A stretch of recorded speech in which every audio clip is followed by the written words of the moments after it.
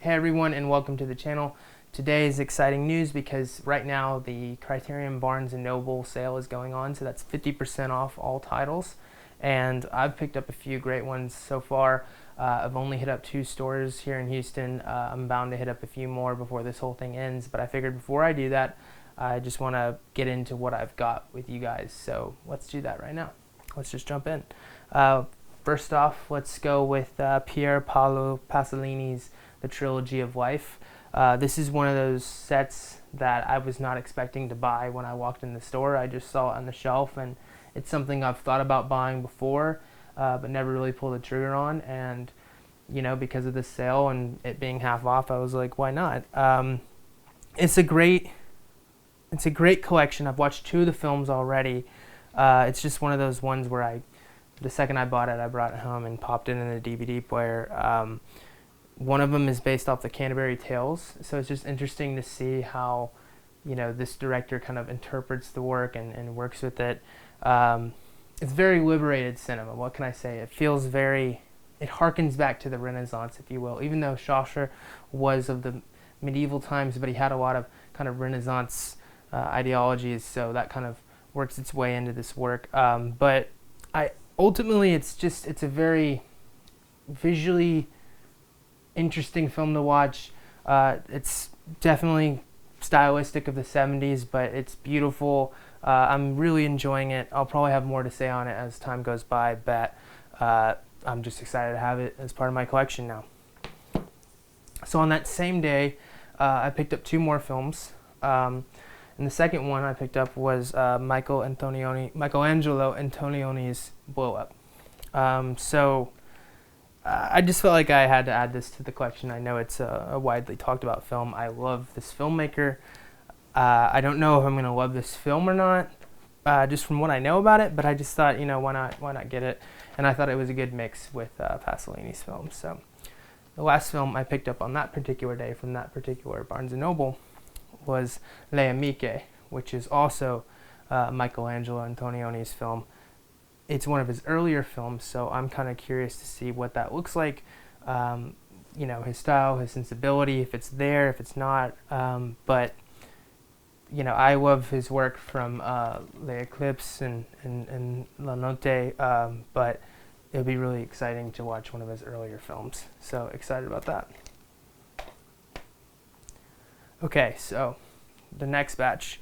I went to 2 different locations, both on the outskirts of town. I live in Houston, Texas, and there are kind of maybe 2 or 3 main stores in the inner city, but for some reason or another, I was kind of on the outskirts to various points, so I decided I'd go to different Barnes & Nobles, and one of them had a very good selection, I have to admit, the one in the Woodlands, and man, where to jump in? I guess I'll go with what I'm most excited about, is I finally took the plunge and got the Martin Scorsese's World Cinema Project number 2. And as you can tell, I've already opened it and I have watched one of these films.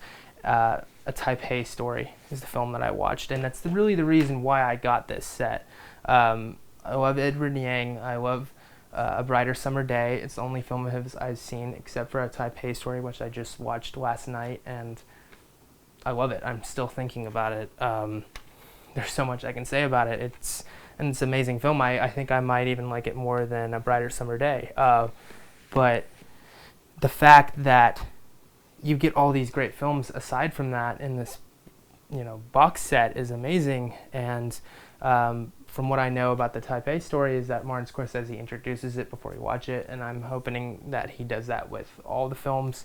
And just to kind of come clean here, while I was there, they had the number 1 volume in the set, and I just thought, what, I might as well get the whole set. I don't know, is there a volume 3? There might be, but I figured I'd just get both, and given the state that everything's in right now, and I am in film school, but I don't really know.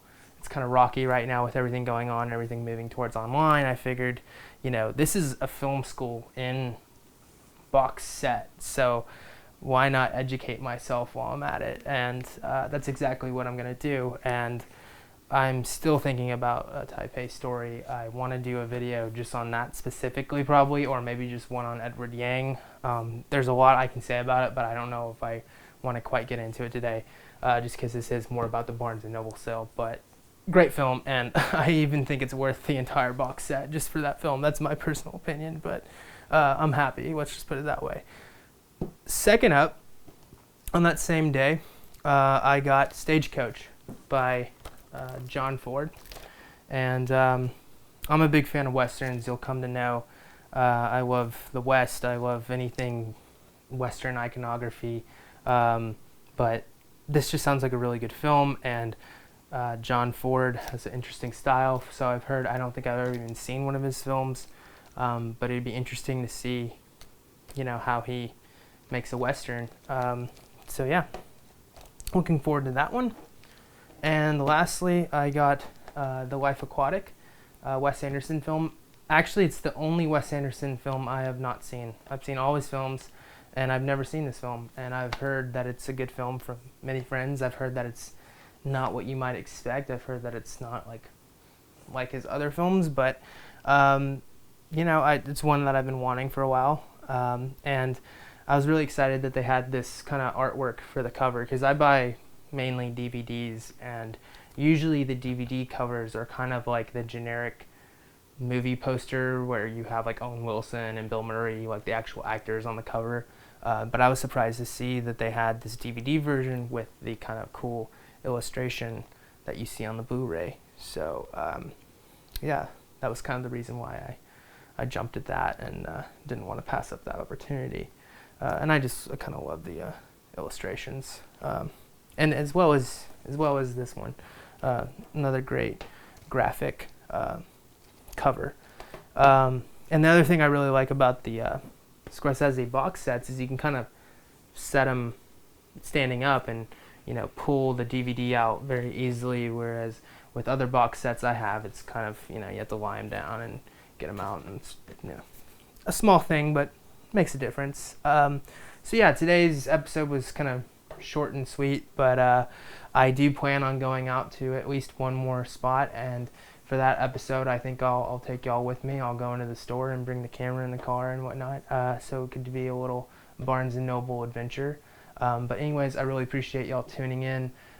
Please feel free to leave me any comments. Actually, I would really love to know if y'all have seen any of the films in these box sets, these Martin Scorsese box sets, because I don't really know where to begin with these. I mean, I watched A Taipei Story, love that, but if y'all have seen any of the others, maybe you don't own the box set, maybe you do, but maybe you've at least seen one of these films, you could recommend what I should watch next out of these sets. That would be amazing. Yeah, I just really appreciate all the support, and thanks a lot, and stay tuned for the next one.